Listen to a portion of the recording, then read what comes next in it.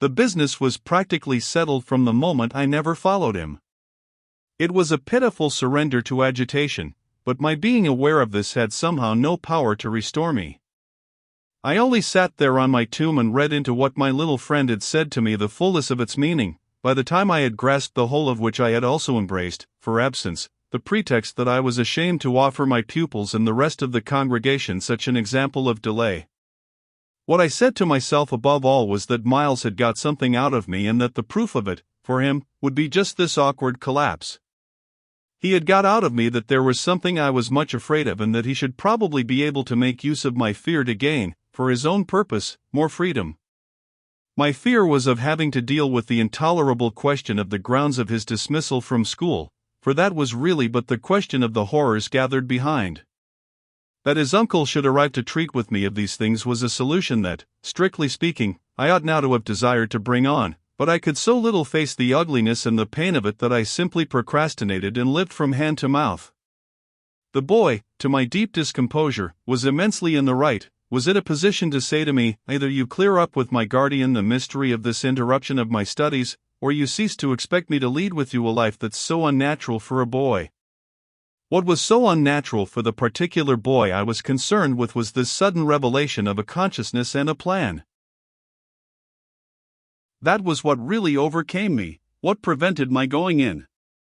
I walked round the church, hesitating, hovering. I reflected that I had already, with him, hurt myself beyond repair. Therefore I could patch up nothing, and it was too extreme an effort to squeeze beside him into the pew. He would be so much more sure than ever to pass his arm into mine and make me sit there for an hour in close, silent contact with his commentary on our talk. For the first minute since his arrival I wanted to get away from him. As I paused beneath the high east window and listened to the sounds of worship, I was taken with an impulse that might master me. I felt, completely should I give it the least encouragement, I might easily put an end to my predicament by getting away altogether. Here was my chance, there was no one to stop me, I could give the whole thing up, turn my back and retreat. It was only a question of hurrying again, for a few preparations, to the house which the attendance at church of so many of the servants would practically have left unoccupied. No one, in short, could blame me if I should just drive desperately off. What was it to get away if I got away only till dinner? That would be in a couple of hours, at the end of which I had the acute prevision my little pupils would play at innocent wonder about my non-appearance in their train. What did you do, you naughty, bad thing?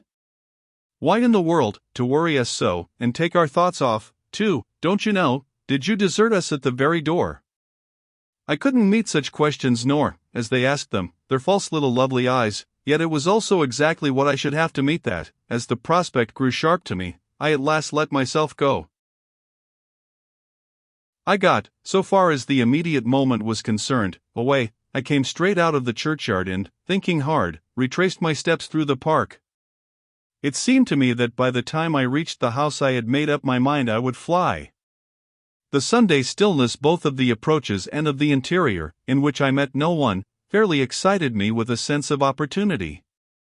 Were I to get off quickly, this way, I should get off without a scene, without a word.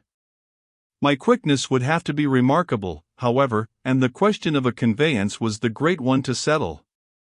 Tormented, in the hall, with difficulties and obstacles, I remember sinking down at the foot of the staircase, suddenly collapsing there on the lowest step and then, with a revulsion, recalling that it was exactly where more than a month before, in the darkness of night and just so bowed with evil things, I had seen the spectre of the most horrible of women.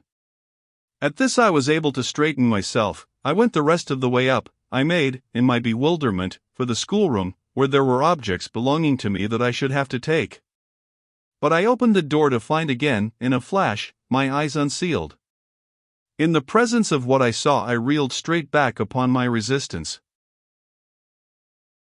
Seated at my own table in clear noonday light I saw a person whom, without my previous experience, I should have taken at the first blush for some housemaid who might have stayed at home to look after the place and who, availing herself of rare relief from observation and of the schoolroom table and my pens, ink, and paper, had applied herself to the considerable effort of a letter to her sweetheart.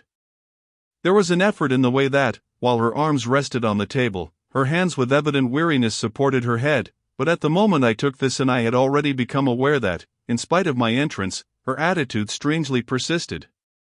Then it was, with the very act of its announcing itself, that her identity flared up in a change of posture.